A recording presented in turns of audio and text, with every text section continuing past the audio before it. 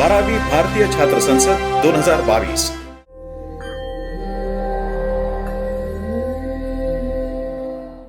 नमस्कार और हार्दिक नमन। आप देख रहे हैं नई वीडियो श्रृंखला सफरनामा भारतीय छात्र संसद का।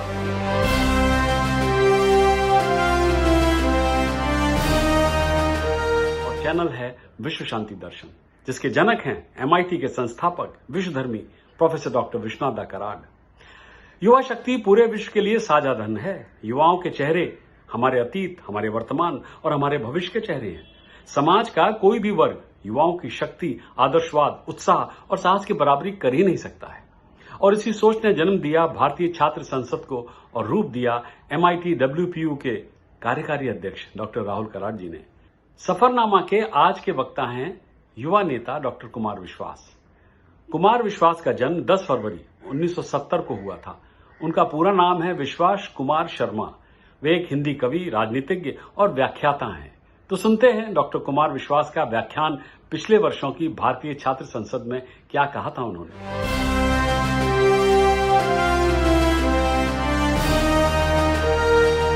मंच पर बैठे हुए समस्त आदरणीय जन और मेरे सामने आकार लेते हुए नवीन भारत के युवा नेताओं, आप सबको प्रणाम करता हूं। बहुत ही सम्मोहक विषय है और बहुत अद्भुत आयोजन है। केवल एक शब्द में यह बात निबट सकती है, राजनीति का धर्म हो या धर्म की राजनीति हो। इस मंच पर अलग अलग विचार और अलग अलग राजनीतिक प्रतिबद्धताओं वाले लोग बैठे हैं, लेकिन हमें यह स्वीकार करना पड़ेगा कि 5000 वर्ष की भारतीय संस्कृति और सनातन आस्थाओं में राजनीति का धर्म रहा है, धर्म की राजनीति नहीं रही है। मंच पर विश्व हिंदू परिषद के एक वक्ता को मैं सुन रहा था। मैं विज्ञान का विद्यार्थी हूं, धर्म का विद्यार्थी नहीं हूं, लेकिन एक बार संस्कार विधि की पुस्तक पढ़ रहा था। उसमें राज्याभिषेक संस्कार पढ़ने लगा। मैंने सोचा कि राजा तो बचे नहीं, हालांकि कुछ लोग कोशिश में हैं कि वो खानदानी राजा बने रहें और हम लोग कोशिश में हैं कि उन्हें नीचे उतारते रहें। तो मैंने सोचा संस्कार विधि पढ़ लूं। संस्कार विधि में लिखा है कि जो नया युवराज राजा के पद पर बैठेगा, 7 पवित्र नदियों के जल से उसका अभिषेक होगा। आसपास के राज्य उसके लिए उपहार लेकर आएंगे। राजमाता उसको स्नान कराएंगी दूध से, शहद से और पंचामृत से। और जिस समय वो गद्दी पर बैठेगा, तब कुल पुरोहित जो होंगे राज्य सभा के, वो उसे एक सोने का दंड देंगे और उसके हाथ में दंड देकर कहेंगे सर्वदंडो असि। हे राजन, आप ईश्वर की पृथ्वी पर मनुष्य की अवधारणा है, आप ईश्वर के प्रतिनिधि हैं, आप चारों वर्णों के लिए दंड के अधिकारी हैं। ब्राह्मण, क्षत्रिय, वैश्य, हरिजन, आप किसी को दंड दीजिए, किसी को आप पुरस्कार दे दीजिए, किसी की गर्दन उतार लीजिए, यह आपका सर्वदंड है। जब राजा इस दंड को स्वीकार करेगा और उसके बाद राज्य पुरोहित के पैर छुएगा, तो राज्य पुरोहित उसकी पीठ पर एक मोर का पंख मारकर कहेंगे धर्म दंडो असि। यह धर्म का दंड है जो तुम्हारे भी ऊपर है। यह हमारी अवधारणा थी। मुझे लगता है कि पिछले 70 वर्षों में हमारा धर्म दंड कमजोर हो गया है। यह तो सही बात है कि अगर कोई राजा अहंकारी हो तो परिसर से निकलकर उसको सत्ता के गलियारों से खींचकर बाहर निकालना युग के हर चाणक्य का कर्तव्य है। मैं भी एक विश्वविद्यालय में पढ़ाता रहा हूं। 2011 में राजीव जी की सरकार के साथ संघर्ष करते हुए मुझे उस नौकरी से इस्तीफा देना पड़ा। लेकिन लोग मुझसे जानना चाहते हैं कि आप कवि सम्मेलन या कविता छोड़कर राजनीति में क्यों आए। जिस समय सिकंदर का आक्रमण हुआ, तक्षशिला के एक स्नातक और अध्यापक चाणक्य ने भारत के सारे राजवंशों के दरवाजे पर हुंकार लगाई और कहा देश लुटने वाला है, आपस की लड़ाई छोड़िए, एक साथ आ जाइए। लेकिन किसी ने उस पर ध्यान नहीं दिया। जब वो देश के सबसे बड़े दरवाजे पर गया, पटना में महाराज नंद के, तो नंद के राज्यसभा में दोपहर के समय नृत्य चल रहा था और सुरा सेवन चल रहा था, मदिरा पी जा रही थी। उसने कहा आपसे समय चाहिए। राजा ने कहा यह कौन मूर्ख प्रोफेसर आ गया हमारा आनंद खत्म करने के लिए, हमारा भारत उत्सव खत्म करने के लिए। उसको बाहर निकाल दिया गया। चाणक्य उसके बाद किसी राजा के दरबार में नहीं गया। उसने संकल्प लिया उस शिक्षक ने, और सड़क के किनारे बैठे हुए एक सामान्य युवक चंद्रगुप्त को भारत का सम्राट बना दिया।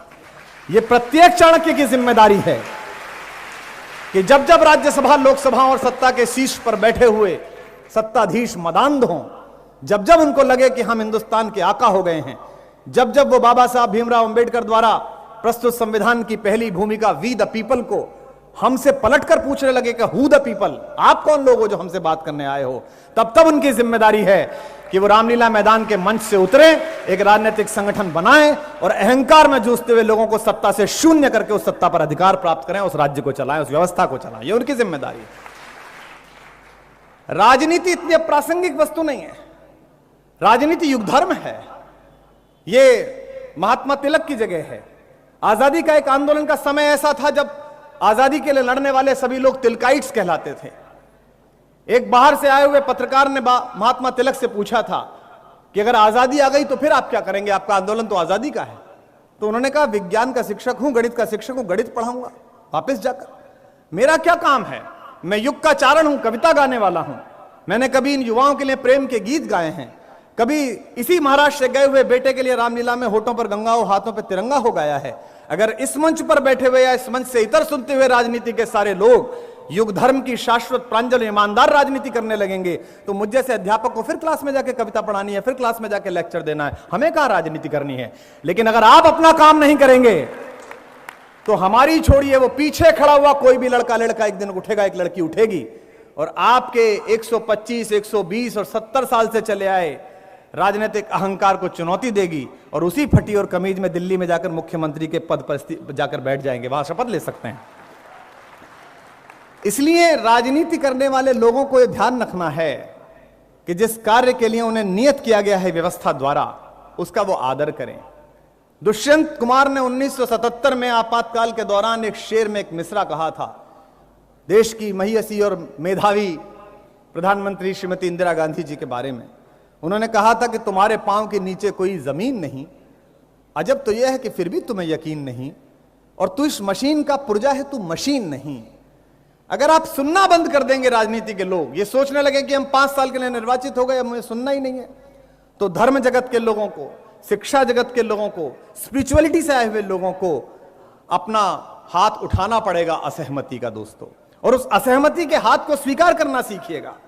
आज राज्यसभा में राजीव भाई आप बैठते हैं, उसी राज्यसभा में पंडित जवाहरलाल नेहरू द्वारा नामित होकर चुनाव लड़कर हिंदी की कविता का एक बड़ा बेटा बैठा था, मेरे आदरणीय रामधारी सिंह दिनकर।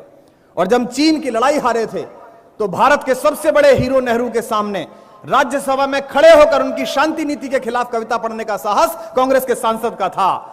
नेहरू जी के सामने दिनकर जी ने कविता पढ़ी, रे रोक युधिष्ठिर को न यहां, जाने दे इसको स्वर्गधीर, पर फिरा हमें गांडीव गदा लौटा दे अर्जुन भीम वीर, कह दे शंकर से आज करें वे प्रलय नृत्य फिर एक बार, सारे भारत में गूंज उठे हर हर बम बम का महोच्चार। ये कविता पढ़ने का साहस दिनकर में राज्यसभा में था और इसे सुनने का साहस आपके और हमारे पहले प्रधानमंत्री में था। राजनीतिक दलों में काम करने वाले हम नेताओं को आपस में इस बात पर चिंता करनी चाहिए कि आज हम में इतना साहस है कि हम अपने बड़े नेताओं के सामने अपना सत्य बोल सके, जनता जो कहना चाहती है वो बोल सके। इसलिए राजनीति का धर्म पैदा करिए, धर्म की राजनीति मत करिए। अगर कोई शासक अनाचारी है और किसी योगी को, किसी साधु को, किसी तपस्वी को, योग के लिए, आयुर्वेद के लिए काम करते हुए किसी व्यक्ति को वो अपमानित करके भगा देता है, तो यहां तक तो संकल्प ठीक है कि मैं इस शासन को उखाड़ फेंकूंगा, लेकिन यह संकल्प थोड़ा गलत है कि इस शासन को उखाड़ फेंकूंगा और इन्हें सत्ता में ले आऊंगा। यह गलत है। साधु का धर्म है कि वो राजनीति पर अनुशासन करे, राजनीति उस पर अनुशासन ना करे। तो जितने युवा मित्र यहां पर बैठे हैं, आप एक दूसरे के साथ वैचारिक रूप से असहमत होइए, लेकिन आप इस बात को स्वीकृति दीजिए कि हम उस लोकतंत्र में पैदा हुए हैं। आज हमको बताया जा रहा है कि डेमोक्रेसी शब्द तो पश्चिम से आया है। आज हमको बताया जा रहा है कि पश्चिम के विचारकों ने हमें गणतंत्र सिखाया। आज से 2000 वर्ष पूर्व कालिदास ने अभिज्ञान शाकुंतला में ग्रंथ लिखा है। राजा दुष्यंत जंगल गए, महर्षि कर्ण की बेटी शकुंतला पर मोहित हुए, उससे गंधर्व विवाह किया, एक रात रुके, उसे गर्भवती बनाया, लौट आए। 7 महीने बाद माता गौतमी उस 7 महीने की प्रेग्नेंट बेटी को लेकर रात के 3 बजे पहुंची राजा दुष्यंत के घर पर। और यह कवि ने लिखा है, इसलिए सही ही होगा, इसमें कोई एजेंडा नहीं था कवि का। कालिदास ने लिखा है कि रात के 3 बजे सबसे बाहर खड़े हुए प्रतिहारी से पूछती है माता गौतमी, यह राजा दुष्यंत का महल है? बाहर खड़ा हुआ एनएसजी कमांडो, वो पुलिस वाला, वो होमगार्ड कहता है, हां जी उन्हीं का महल है। गौतमी माता पूछती है, क्या मैं उनसे मिल सकती हूं?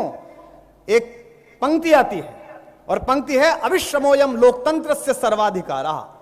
This is your continuous constitutional right to meet your emperor at any time. घंटा बजाइए, सोता हुआ दुष्यंत महल से निकल के आएगा। जितने युवा बैठे हैं यहां सोच के बताइए, क्या हमारी आज हिम्मत है सामान्य नागरिक होते हुए कि हम किसी सांसद या विधायक से बिना किसी उसके चमचे के सहारे मिल लें? अब का गणतंत्र ठीक है कि तब का गणतंत्र ठीक है? जिस समय राजनीति में राजा ईश्वर का अवतार था, वहां से चलकर राजनीति अप्रासंगिक वस्तु है, खराब है। महात्मा चाणक्य ने कहा, वारांगना नैव निति नीति निपुणा। वारांगना के जैसी है, वैश्या के समान है राजनीति। हर बार नए अधर पल्लव से लगती है, हर बार नए होठों से छूती है, इसलिए वैश्या के समान। ऐसा मत कहिए, ये युग धर्म है। यहीं से हमारी भारत माता का मार्ग प्रशस्त होता है विश्व गुरु बनने का, विश्व सिंहासन पर बैठने का। अयोग्य बेटों के हाथ में आ जाएगी तो मार्ग लंबा हो जाएगा, और जो सामने योग्य बैठे हैं इनके सामने आ जाएगी तो एपीजे अब्दुल कलाम का इसी शताब्दी में सिरमौर बनने का भारत का सपना पूरा हो सकेगा, भारत वहां पहुंच सकेगा। तो ये थे डॉक्टर कुमार विश्वास, जिन्होंने अपने व्याख्यान से आप सबका दिल तो जीत ही लिया होगा। सफरनामे के आज के वीडियो को लगाते हैं यहीं लगाम, और अगली बार सुनेंगे एक और युवा नेता, आई एम सॉरी नॉट युवा नेता बल्कि युवा बिजनेस मैग्नेट को। नाम है राजीव बजाज। तो सब्सक्राइब कीजिए, साझा कीजिए आपके अपने विश्व शांति दर्शन चैनल को।